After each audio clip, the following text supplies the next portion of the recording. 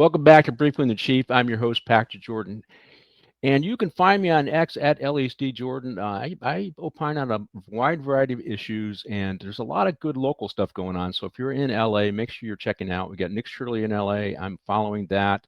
And we've had some issues with, believe it or not, vendors, aggressive vendors. They're all over the San Fernando Valley and Los Angeles. And I'm going to probably be looking at that. But you can also find me on Rumble at Briefing with the Chief. Find me on TikTok, Instagram, and I have a Facebook page that's open to the public. You can find me there. That is also Briefing with the Chief. And that is, I'm building an audience there, and every now and then I'll drop some background information on the subjects I'm going to talk about. Today, we're going to talk about the resignation of Joe Kent. Joe Kent was he was the director of the National Intelligence, of the National Counterintelligence Center. So he was nominated by Trump and put in place by Trump.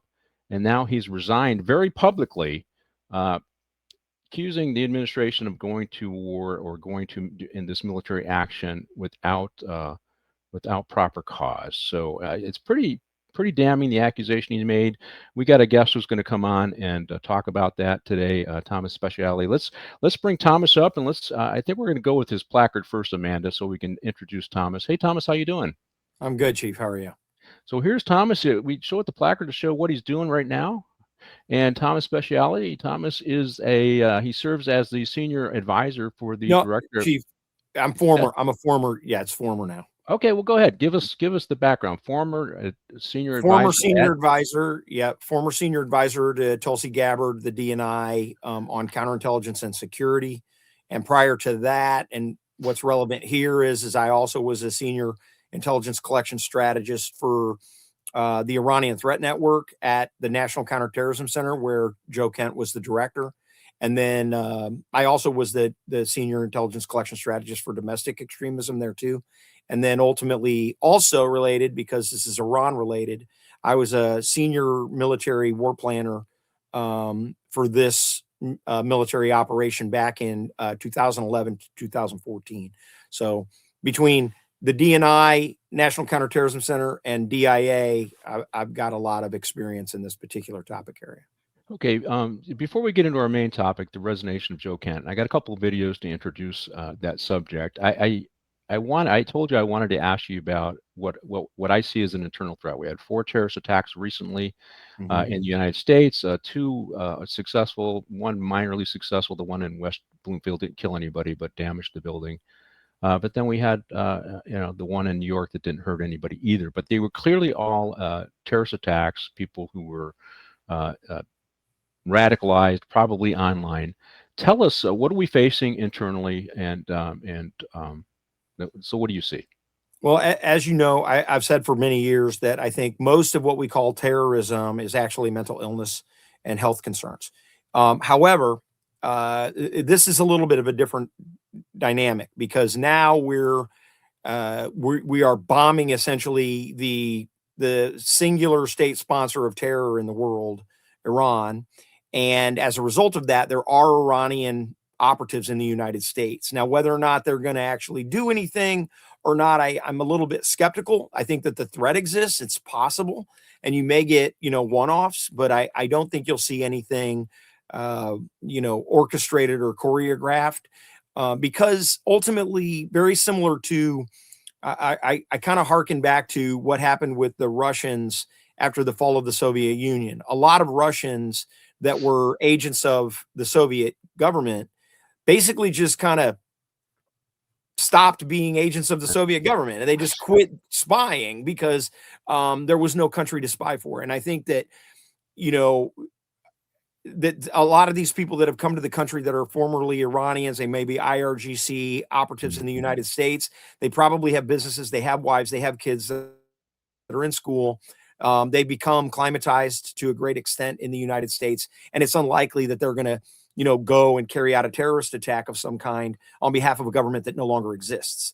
And I think that is, while the threat exists, I think that they'll be very hesitant to do anything in light of the fact that there really isn't a government to do it for after this. Yeah, that sounds accurate. If you look at the West Bloomfield guy, the Hills guy, he was connected to Hezbollah. His brothers were in Hezbollah, so that makes sense. So They had, and then the two young men in New York, they got radicalized, and yeah. So I see that you're right. I agree with you. These are one-offs, and to some degree, mental illness for some of them.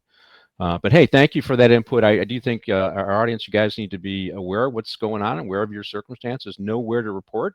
You can report to your local police, or you call the FBI with a tip. And if you see something, say something. We got to bring that back. We got to get people back on their toes on this stuff. And I don't think, or I think they're back on their heels, way too much. But thank you for that. But hey, to introduce the subject, let's roll with the Joe Kent resignation video, just to get the audience in tune with what we're going to talk about. Breaking news from Washington, where a high-profile member of President Trump's national security team from Washington state has now resigned. We have just learned that Joe Kent, the director of the National Counterterrorism Center, gave his resignation to President Trump this morning over his handling of the Iran war. According to reporting from the Associated Press, Kent said that Iran posed, quote, no imminent threat to our nation. Kent is a former Green Beret who worked for the CIA and twice unsuccessfully ran for Congress in Southwest Washington's 3rd Congressional District. We will continue following this and bring you any new information as we learn it. Yeah, so there's the resignation. Let's do a little bit of his background now before we do the other videos. So Joe Kent has served. He was in the military for at least 20 years. Is that? And he has a background in intelligence, but it sounds like well, he went once he finished his 20 in the military, including in the Green Berets. He then went into the CIA, but he went in as a what are they? I don't want to say security officers. That's the wrong term. They're paramilitary. They're paramilitary officers. Basically, they're security officers for the intelligence operations. Yeah, and I'm sure he plussed up his intel skills along the way, sure. And then he got into the intel game. So well, and that's part of the problem, Chief, because I think that I went in on January 20th last year with Joe Kent to the DNI at the exact same day, the exact same swear-in ceremony. And, there were concerns even back then that a lot of the people that were being brought in did not have intelligence backgrounds. Joe Kent is an operator. He's a pipe hitter. He's not an intel guy.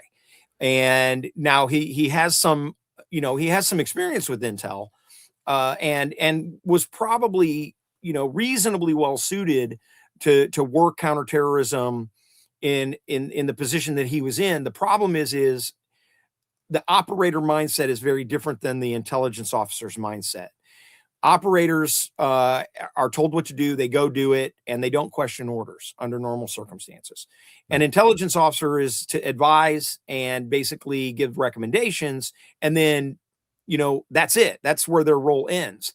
And I think that, the issue here with Joe is that my concern is, and I kind of recently came to this conclusion as I thought about it, but for all intents and purposes, I think Joe abandoned his post. I mean, when it comes right down to it, he swore an oath to the Constitution that he would support the president, and that as the director of the National Counterterrorism Center, and he just cut sling load when he didn't disagree with something.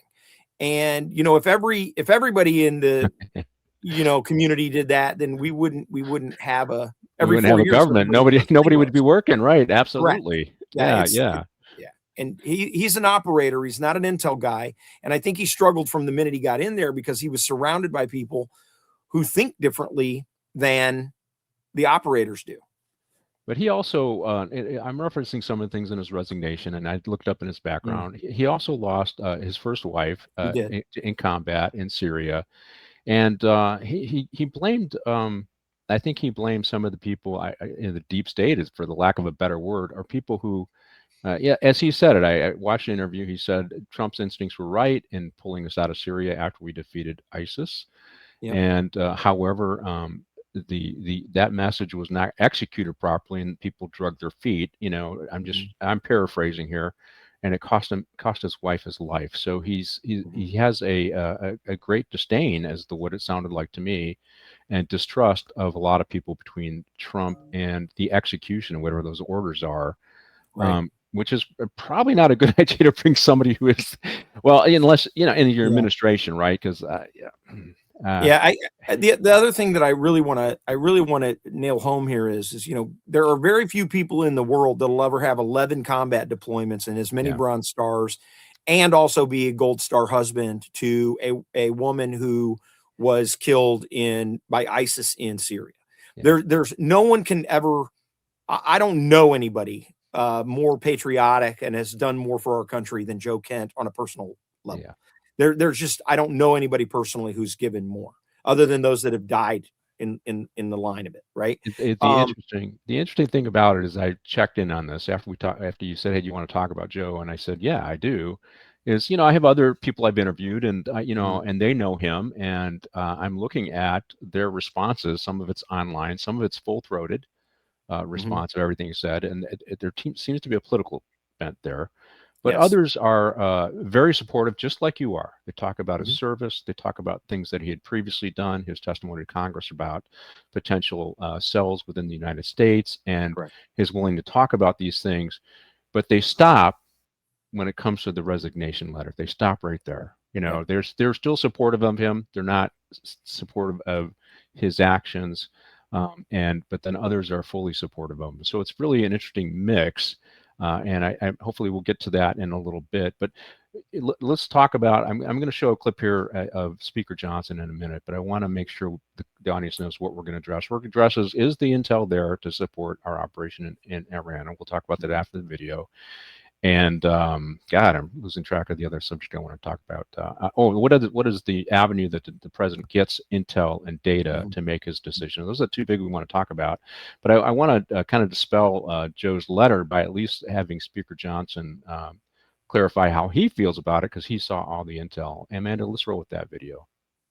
I don't know where Joe Kent is getting his information, but he wasn't in those briefings clearly, because the Secretary of State, the Secretary of War, and everyone, the Joint Chiefs of Staff, General Kane, they had exquisite intelligence, and we understood that this was a serious moment for us. Had the president waited, I am personally convinced that we would have mass casualties of Americans, service members and others, and our installations would have been dramatically damaged. So we all understood there was clearly an imminent threat, that Iran was very close to the enrichment of nuclear capability, and they were building missiles at a pace that no one in the region could keep up with.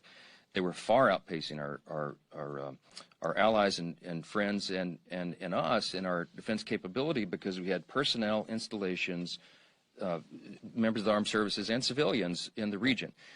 Iran was building up ballistic missiles at such a rapid pace, and we knew that their plan was to fire them upon Americans.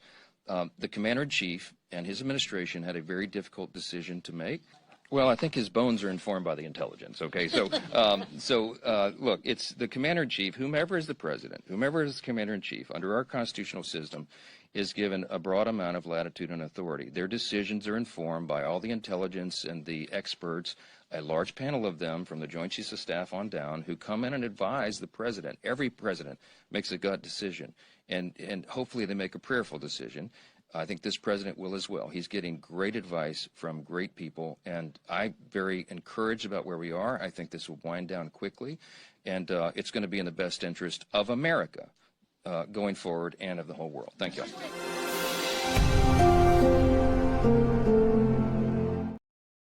Yeah, I really like Speaker Johnson. He brings the temperature down and just laid it out right. So he saw all the intelligence. He's part of the gang of 8, I think they talk about when they brief these guys before Trump does military action. And so he's seen all the intelligence, and he disagrees wholeheartedly with Joe. So let's address what Joe said in his resignation letter. I think we can pop it up there, Amanda. Here it is. And really 2 big things come out of this. As he talks about his background, his previous support of Trump. You can go ahead and take it down, Amanda, is the accusation that some people in the media, and I'm not a fan of the media, but the mainstream media anyways, American media, and that Israeli diplomats pressured Trump into this war for their benefit, right? That's the accusation he's making. That's a pretty serious accusation. And a lot of the Jewish folks I follow and know would say that's what they call a blood libel accusation, anti-Semitic accusation, to say that that Israelis pushed us into this. They're behind it. And we do have a close relationship with Israel. They have their own intelligence gathering systems that are top notch, and we share information. So I'm confident the president got some information from Israel, but that doesn't mean they pushed him into war. So why don't you get into one? Does the intel that you're aware of justify the actions that we're taking in Iran today? To be clear, I don't have any immediate intelligence. What I have is the historical intelligence of 10 years of looking at this Iranian threat. For 47 years, they've screamed death to America. They are responsible for the deaths of thousands of Americans and tens of thousands of injuries all across the Middle East. Going back all the way to the Beirut bombing, the seizure of the embassy, the hostages were taken for 444 days. They resourced, enabled, trained, equipped, and mentored Hamas in the October attack in 2023 in Israel from Gaza. These people are a death cult. The regime of Iran, in my opinion, is, for all intents and purposes, it is a death cult. They worship death, and they have been screaming death to America. And I know that this sounds like I'm bringing the temperature up. I don't mean to bring the temperature up. These are factual statements. Facts. Yeah. These are facts. And so I believe that, people are like, they keep saying like Trump started a war. No, Trump is ending a war that the Iranians started 47 years ago, and that every president since has been tolerant of, even to the point of trying to pay them off, which Obama did with billions of dollars, some of which was in gold bullion. Okay, like literally, this does not make any sense that they would be saying Trump is starting a war that the Iranians have been perpetuating for 47 years, not just against us, against every country in the GCC that's a Sunni country, and Israel. And yes, they use Israel as their cause de celeb so that they can, radicalize all these Shia all around the country. One of the things that I think that comes out of Speaker Johnson's that nobody else has said, but Speaker Johnson says that President Trump was presented with exquisite intelligence. Yeah. That is a very, very specific term. That means that they had first-person account information, probably from inside the Supreme Leader's decision circle, about a pending attack of some kind. Now, let's be real here. Trump already killed Qasem Soleimani, who I called the George Washington of Iran. Okay, I mean, when I was studying Iran, I called Qasem Soleimani the George Washington of Iran. And when Trump killed him, he also killed a guy named Abu Muhandis. And Abu Muhandis was the leader of the Shia militias all across Iraq. So in that same strike, he killed the two most important Shia terrorist leaders in the world in his previous administration. Then he bombed in June of last year. Then he struck and decimated the nuclear enrichment capability of Iran.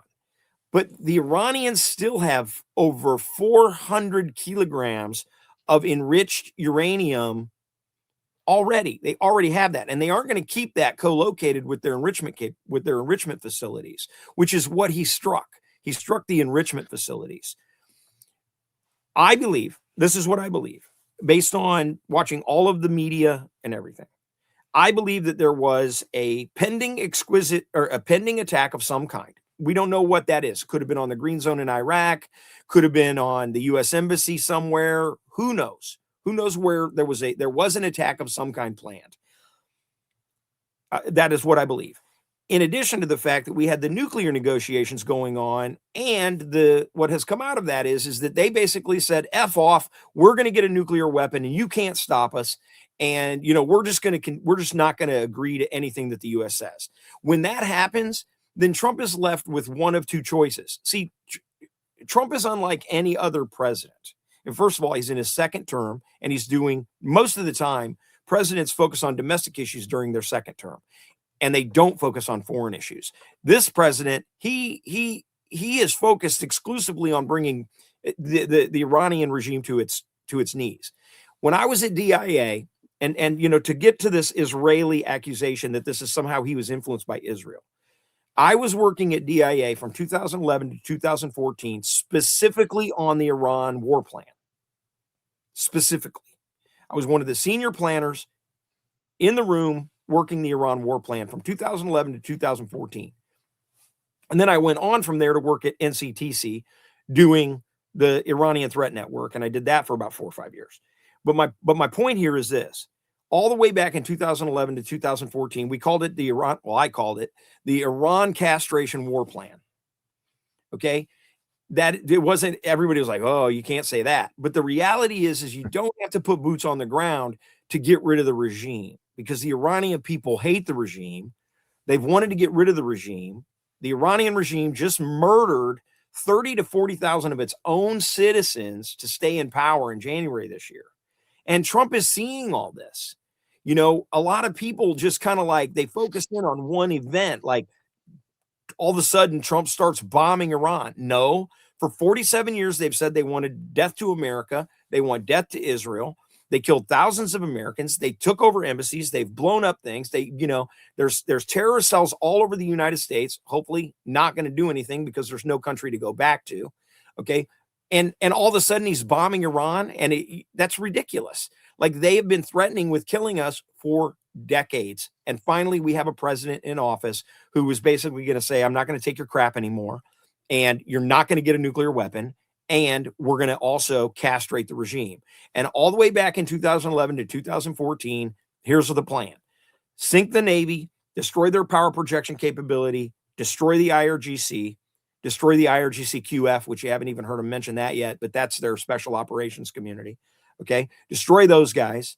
And there's going to be a residual impact from this. There's going to be a residual effect, because imagine you are a member of Lebanese Hezbollah, or imagine you're a member of the Houthis in Yemen, or a member of Hamas in Gaza. And all of a sudden, Big Daddy Iran is no longer a factor. Mm-hmm. And you're on your own. So if you want to do some crazy wackadoo attack in, say, Lebanon against Israel, there's no drones that are going to come and rescue you against Israel now. And that is something that I think Trump factored into his decision. He can basically liberate the entire Middle East by getting rid of this regime. And I believe that he's already, the reports are already that he's destroyed over 95% of all of their power projection capability. Now, that's not their defensive forces. That's their offensive missile capabilities, yes. Their long-range missiles, their drone factories, their nuclear program, their Navy. The Straits of Hormuz are open for all intents and purposes. The Iranians don't have any boats to put out there, and they have sunk all of their mine layers. Now, does that mean that they're not going to be able to get some mines into the Straits of Hormuz? The reality is that the shipping companies don't want to take a chance right now because they're afraid that their ships will be struck. Right. And I don't blame them for that. But technically, the Straits of Hormuz is open. And finally, I will say this. Trump went into Venezuela, he took out Maduro, and he liberated the Venezuelans. And he did that because of the Chinese, the Iranians, and the Russians in Venezuela, and the Venezuelan oil that was in the grip of this narco-terrorist regime down in Venezuela, which was supplying oil at discount to China. Now, Trump has gone and basically taken control of the Straits of Hormuz and given the oil of Iran to the people of Iran instead of the regime. And that's going to open up the spigot on oil out of the Gulf once we deal with the regime. So right now, Trump has essentially taken control of the global oil supply. And if he needs to, he can strangle that oil supply to choke China. And that is something that most people are not factoring in to the long-range strategy of what Donald Trump is doing. Okay, so you use the word Johnson and you use the word exquisite. So exquisite obviously means something in the intel community, right? And so when he said that, that told you, even though you don't have firsthand knowledge, that there was a clear and convincing evidence based upon very reliable intel that there was a probable threat, or I probably use something a little more an immediate threat to the U.S. or maybe a U.S. ally, right? And Correct. and this is the part that is bothersome, you know. So if he's using that word exquisite, that means Joe Kent has heard that word and he understands what that means too. If he's somebody that's in the intel community too, so But he's not, Chief. And in addition to that, he was excluded apparently from intel briefings on yeah. Iran But before we because get there's into, accusations. I wanted to lay that out there for the Yeah. audience so that they understand that. And we'll get into Joe in just a minute here, but I want to now let's talk about the decision making for Trump. So the allegation is you know, the Israelis pushed Trump into this. One, I have a hard time believing that because I don't think any of the people that take an oath of office, individual of the president, are going they're going to push their way in and give their opinion. That would be Secretary Rubio. That would be Hexbeth. That'd be all of them, right? That'd be the Joint Chiefs because they all take their own independent oath to the Constitution, right? And they take that serious. So let's talk about the decision making for an executive like the president. What are the different avenues of intel that he's going to have to make his decision? Well, let's just say that he's going to have really exquisite signals intelligence from the NSA. He's going to have really exquisite imagery intelligence from the NGA. He's going to have really exquisite human intelligence, probably from both the CIA and Israeli Mossad.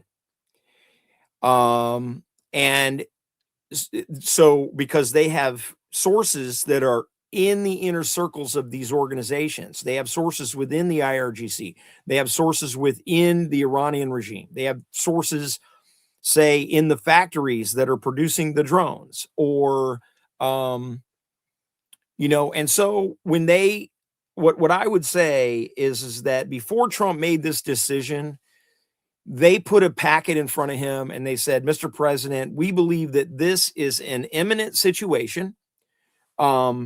This is all the background on why we think it's an imminent situation, or they would probably say very likely. Okay, it's probably what they would say, very likely, based on X, Y, and Z. And then they would say, Mr. President, you have a decision to make. We can either, and they would give him a range of options.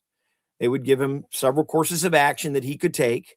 Could involve, you know, doing cyber attacks, or it could involve, you know, a tactical strike. But at the same time, you know, I know, and I can say this because somebody told it to me, and it was an unclassed conversation. So I'm guessing it's unclassed. But when he was given the list of options to strike Qasem Soleimani, the most provocative, it was regarding the shooting down of the plane we had and the threats to the green zone in Iraq. And they gave President Trump a list of options, and the number 10 option was kill Qasem Soleimani, the leader of the IRGC Quds Force. And they said that was the most provocative thing, and it would definitely result in a war with Iran if he killed Qasem Soleimani. And Donald Trump said, no, won't. And so he struck Qasem Soleimani. And so it's very possible that they gave him a list of options. And the number 10 option was destroy the Iranian regime. And then we're going to likely be in this, you know, big, huge, you know, situation with Iran, and they're going to try and close the Straits of Hormuz. And he said, nah, that's not going to happen. We can make this work. And that's what I think he's done.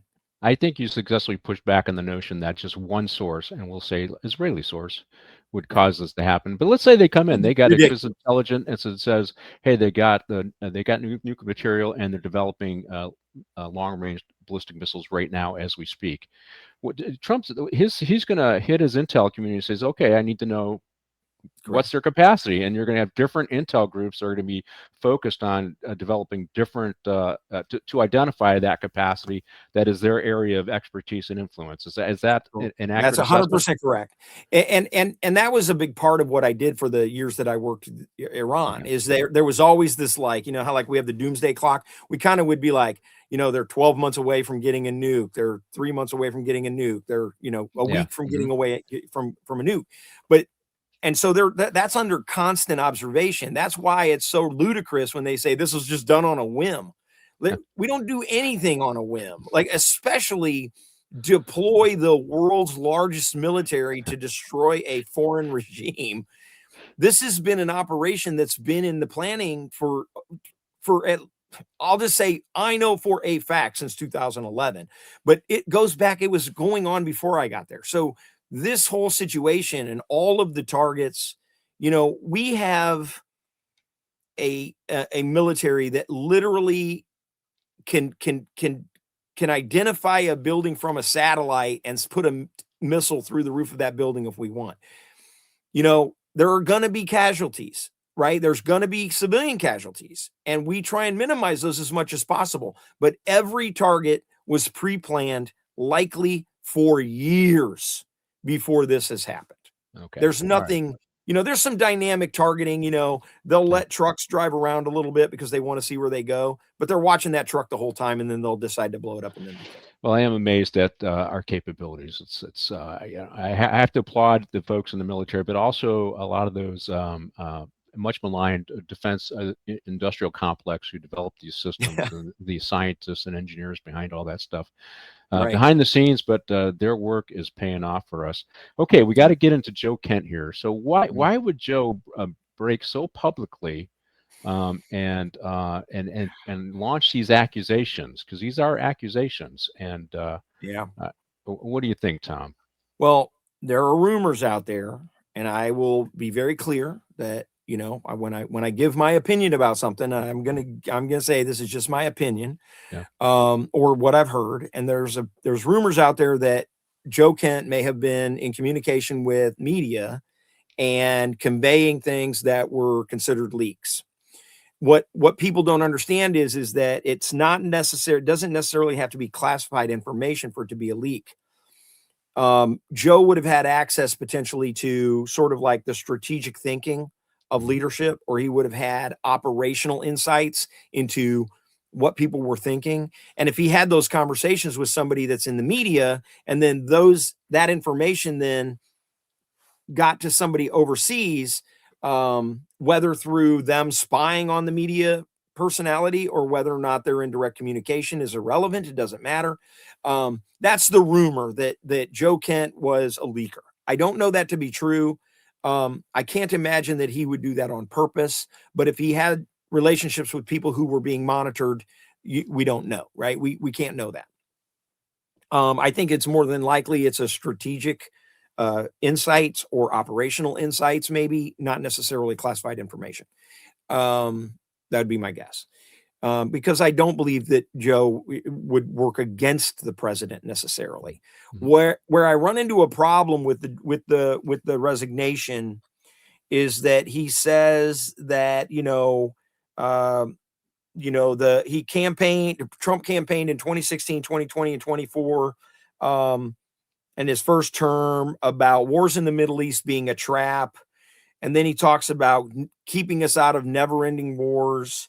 And also that, high-ranking Israeli officials and influential members of the American media deployed a misinformation campaign.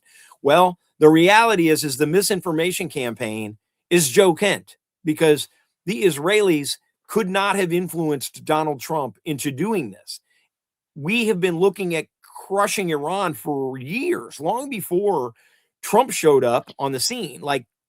We've been looking at doing this operation for years and years and years. So there was some intel, very likely, that Joe Kent may have been excluded from having access to, because the truth be told, people don't understand this. This is very, very important. The ODNI is an analytic organization, but it's an analytic organization that doesn't have any of its own collection capability. CIA has collection capability, NSA has collection capability, DIA has collection capability. They go and collect intel. They then make their own internal analysis, and then they're going to provide that kind of internal analysis to the ODNI for the ODNI to kind of make sure everybody is following the right analytic principles. But ODNI is very rarely going to disagree with CIA or disagree with DIA. They may say, you know, let's say CIA has some unusual intel and DIA doesn't agree with that assessment. They want to get them in the room together so that they can kind of deconflict with each other.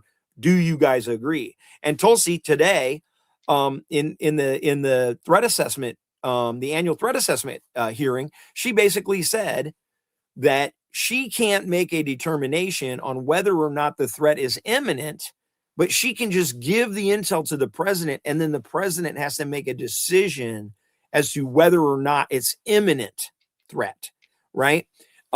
She would say high probability would be the analytic assessment, and then Trump would have to make the decision that we're going to view this as an imminent threat and we're going to take action. I think we lost Tom there for, oh, there you go. So I have real problems with Joe saying the Israelis did this, you know, or that, you know, we're getting into a never-ending war. There's not going to be any boots on the ground in Iran. I'm telling you right now. There might be some boots on the ground on Karg Island, maybe. Yeah. Okay, just to secure the oil infrastructure for the Iranian people, but and to basically secure the Straits of Hormuz. But we've had boots on ships in the Middle East for decades. Yeah.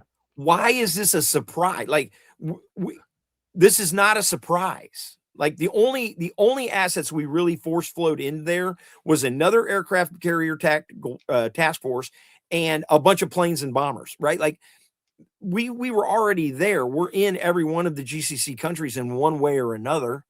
We're all over Iraq. We're in the green zone right next to Iran. Like, this is not new.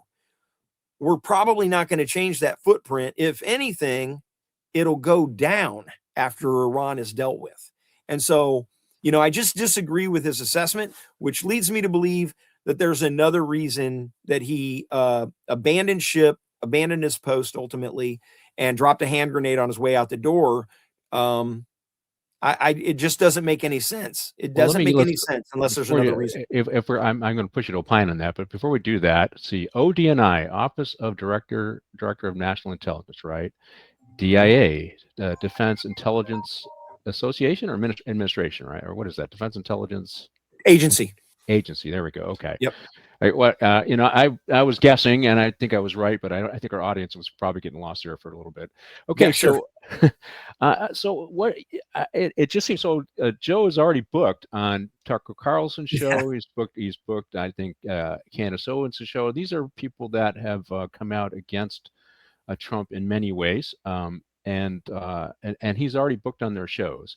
Right. So if he's already leaking, because we had an example of a high-placed government official leaking information to the news media, and that was McCabe from the FBI. And he remember with he was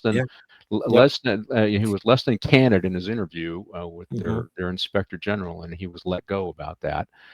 So this is not unusual. So in this case, if they suspected that, then Joe was probably short. He was a short timer in that position, I would imagine. So you're thinking that he hit first and made a loud splash for benefit after he left. Do you see that as his motivation? Well, there is a belief that I'm connected to a lot of people from across the community. Okay. And people in and out. And there are people who believe that Donald Trump is a stooge for the Israeli government. They actually 100% believe that that is the case, that Donald Trump is a stooge for the Israelis. I don't know why. I think that it's because he's got some donors that might be Jewish. Okay. But the reality is, who doesn't? Okay. And so, who doesn't have donors that are Jewish? There's, you know, it's asinine to me that you can't separate the fact that they've been saying death to America for 47 years and that Jews like America. Like, you know what I mean? Like, I don't understand what just in their head. And I honestly, Chief, I do not believe that these people are like racist or anti-Zionist or anti-Semitic. I don't believe that. I believe, though, that they see the influence of this foreign government and they misattribute that influence to some sort of nefarious BS. It's the same as it's always been. Donors have always had influence over, Yeah. candidates, but Donald Trump is not going to he's not going to go and bomb Iran because of some donations. He's leaving office in 3 years. He's done. He's doing this because I believe he's doing this because they've been saying death to America for 47 years. There was an imminent attack of some kind. Could have been a cyber, could have been anything. Who knows? And they also blew him off at the nuclear negotiations. And Donald Trump is not somebody to mess around with. He also is liberating the Middle East from these bloodthirsty, radical a-holes that have been doing this for 47 years. I just don't understand how you can make the leap that because our values align with Iran or with Israel regarding Iran, that somehow he's a stooge. That doesn't make any sense to me. Like you got it, you're scratching it like excuses right now, which I suspect there are other reasons that he probably wanted to distance himself from Trump, and this was just a good reason to do it. Yeah, and so we'll see. It's actually going to play out. We're going to see out over the next 6 months what Joe gets involved in, what Joe Kent gets involved in. That might be a little more instructive as to why he broke so so decisively from Trump and launched these accusations. Yeah. And and I did think about Iran, and I we talk about Israel, we talk about Americans killed, but they have killed more Muslims than anybody else, than any of the other groups. So these guys. I don't know. I don't know. ISIS killed a lot. ISIS killed a lot. Yeah. Okay. Right. Yeah. They're pretty. Well, to be number 2 behind ISIS is still bad, right? It's terrible. So they're and I don't believe even. And Trump, I was watching a video early on. I think this was back in the late 80s. He was saying that, or the 80s, we should go after Iran. So he's been fairly consistent. And so did Joe Kent, by the way. Yeah. And so did Hillary. So did Hillary Clinton. So did Hillary Clinton. But Trump made the decision to do it finally. That's all this is.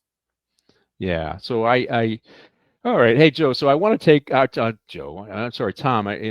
So we've had how many people killed in action so far? I think it's was it up to 16, or I believe. I don't know. I did a count. I did a count of what I can attribute directly to Iran, and directly to Iran, it's probably around 2,000 or close to 2,000. Okay. But that doesn't take into that's the actual deaths. That doesn't take into consideration the explosively formed projectiles, the IEDs, the training of Lebanese Hezbollah, and Hamas, and everything that they did again, that they've done throughout the Middle East. It doesn't take into consideration the threats to the green zone that the Shia militias pose, that are Iraqis, that are Arab Shia, that are basically beholden to Iran. It doesn't take into effect the civil war that occurred between Syria and Assad, which was all Iran and ISIS, and we're talking tens and tens and tens and tens of thousands of people brutally murdered, millions of people that were displaced. I said it years ago, and I know that it doesn't, people, unless you really live in this space, it's hard for people to understand it. But ISIS was knocking on the door of Damascus and Baghdad at the exact same time. And ISIS was everywhere.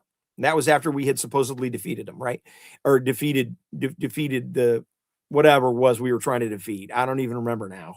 But ISIS had taken over pretty much all of the Middle East. And then the U.S. started bombing ISIS in Iraq. The Russians started bombing ISIS in Syria. And the Shia militias, trained, resourced, and equipped by the U.S. and Iran, went and essentially swept across Iraq, swept into Syria, and they went all the way to the border of Lebanon. And all we did was replace a Sunni caliphate with a Shia caliphate. Yeah. we need another 45 minutes to explain that division, the Shia and the Exactly. Sunnis, you know, Like, and it's there. a mess. All right, hey Tom, thanks for reaching out to come on my show. This has been a great show. I appreciate your service, and let's think their thoughts are out to the men and women who are out there executing this military action, and our congrats to all the tech guys who developed this great technology that our military is using, which is actually, it helps to save our lives. And now, if you see something, say something. As you've been watching at the bottom of the screen, there's the FBI's number and where to report. And that's the show for today on Briefing with the Chief. Amanda, you can take it away.